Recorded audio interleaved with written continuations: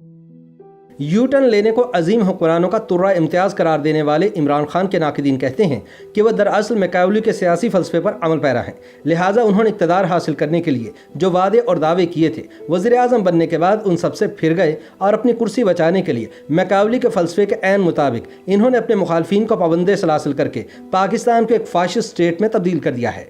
16ویں صدی کے سیاسی مفکر نکولو میکاولی اپنی کتاب دی پرنس میں لکھتے ہیں کہ ایک کامیاب حکمران کو اپنے وعدے نبھانے سے اگر سیاسی نقصان ہو رہا ہو تو اسے ہرگز ان کی پاسداری نہیں کرنی چاہیے۔ مورخین کے خیال میں اٹلی سے تعلق رکھنے والے میکاولی وہ پہلے سیاسی مفکر ہیں جنہوں نے سیاست کو اخلاقیات سے علیحدہ کر کے پیش کیا۔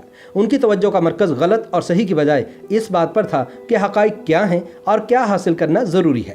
وہ فلسفیانہ خیالات کی بجائے عملی اور حقیقت پسندانہ حکمت عملی پر زور دیتے تھے۔ اپنی کتاب دی پرنس میں انہوں نے کامیاب حکمرانی کے لیے یہ مشورہ بھی دیا کہ آپ کو اپنے لیے بچھائے گئے جال کو پہچاننے کے لیے لومڑی کی طرح چالاک ہونا چاہیے اور بھیڑیوں کو ڈرا کر بھگانے کے لیے شیر کی طرح خونخوار ہونا چاہیے۔ میکاولی کا کہنا تھا کہ جو لوگ صرف شیر کی طرح بننے کی کوشش کرتے ہیں وہ بیوقوف ہوتے ہیں۔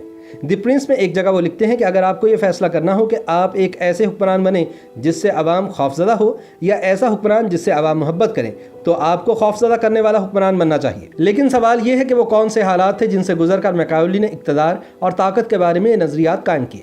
وہ کون سے تجربات تھے جن کے نتیجے میں میکاولی نے حکمرانوں کو یہ مشورے دیے؟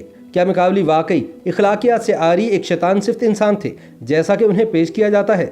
یاد رہے کہ نکولو میکاولی سن 1469 میں فلورنٹائن ریپبلک آج کے اٹلی کے شہر فلورنس میں پیدا ہوئے۔ یہ ایک ایسی سابق ریپبلک تھی جو اس وقت مشکلات کا شکار تھی لیکن اپنے آپ پر فخر کرتی تھی۔ میکاولی کی وفات 21 جون سن 1527 میں ہوئی تھی، لیکن پچھلے تقریباً 500 سال سے میکاولی سے نفرت کرنے والے اور انہیں چاہنے والے دونوں طرح کے لوگ موجود ہیں۔ اس کی وجہ ان کے مرنے کے چند برس بعد چھپنے والی ان کی مشہور کتاب دی پرنس ہے۔ میکاولی ریپبلکن دور میں اچھے عہدوں پر رہے اور انہوں نے ڈسکورس نامی ایک کتاب لکھی، لیکن وہ مشہور اور بدنام اپنی کتاب دی پرنس کی وجہ سے ہوئے، جس میں وہ ایک مضبوط اور مطلق العنان حکمران کی بات کرتے ہیں اور یہ ثابت کرنے کی کوشش کرتے ہیں کہ آزادی، حقوق، مذہب یا اخلاقی اقدار کی سیاست میں کوئی گنجائش نہیں ہے، بلکہ آہنی ہاتھوں کی پالیسی اپنانی چاہیے۔ اسی لیے زیادہ تر لوگوں نے انہیں ایک منفی سیاسی مفکر کے طور پر دیکھا ہے۔ ان کے بارے میں مثبت خیالات رکھنے والے اور ان کی تحریروں کو سیاق و سباق میں دیکھنے والے بہت کم لوگ ہیں۔ میکاولی کے زمانے میں فلورنٹائن پر میڈیچی خاندان کی ایک مطلق العنان حکومت قائم تھی۔ میکاولی کا تعلق ایک ممتاز خاندان سے تھا، لیکن یہ کوئی امیر خاندان نہیں تھا۔ اس خاندان کے ریپبلکنز کے ساتھ کھلے عام تعلقات تھے۔ ریپبلکن نظریات جاگیردارانہ نظام کے خلاف تھے اور وہ بادشاہ کی بجائے ایک کونسل کے ذریعے خود مختار حکومت قائم کرنا چاہتے تھے۔ حکمران خاندان کے بانی کوسیمو ڈی میڈیچی کی مخالفت کرنے کی وجہ سے میکاولی کے 2 رشتہ دار بھائیوں کے سر قلم کر دیے گئے تھے۔ میڈیچی خاندان نے 1434 میں فلورنٹائن کا ایک ریپبلک کی حیثیت سے خاتمہ کر کے اقتدار پر قبضہ کر لیا تھا۔ 1512 میں جب میکاولی 43 سال کے تھے تو ان کی سیاسی زندگی شدید مشکلات کا شکار ہو گئی۔ حکمران میڈیچی خاندان سے ان کے تعلقات خراب ہو گئے اور ان پر سازش کرنے کا الزام لگا کر انہیں قید کر دیا گیا، جہاں میکاولی پر شدید تشدد ہوا۔ اس کے بعد انہیں جلا وطن کر دیا گیا۔ اس دوران ان کی کتاب دی پرنس بھی انہیں میڈیچی خاندان کی حمایت نہیں دلوا سکی، بلکہ اس کی وجہ سے وہ فلورنٹائن کے عوام سے بھی دور ہو گئے۔ اس زمانے میں جیلوں میں ملزمان سے اعتراف جرم کروانے کے لیے تشدد کا ایک طریقہ استعمال کیا جاتا تھا جسے اسٹریپیڈو کہا جاتا تھا۔ ملزم کے بازوؤں کو پشت کی جانب کر کے کلائیوں سے باندھ کر الٹا لٹکا دیا جاتا تھا۔ اس کے بعد ملزم کو اچانک فرش کی طرف گرا دیا جاتا تھا۔ یہ عمل اتنی بار دہرایا جاتا تھا کہ ملزم اپنے جرم کا اعتراف کر لیتا تھا۔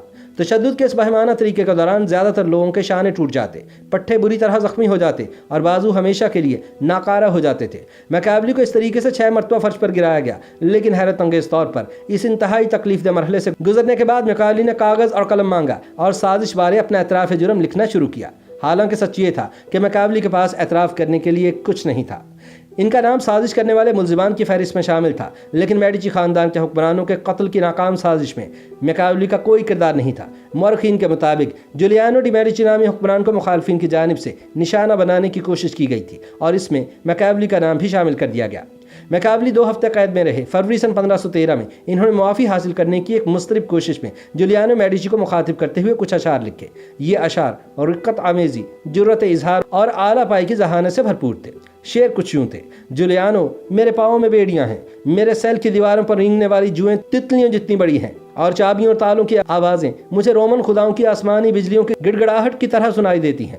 میکاولی نے اپنی شاعرانہ شکایت میں سوال کیا کہ کیا شاعروں سے اس طرح پیش آتے ہیں؟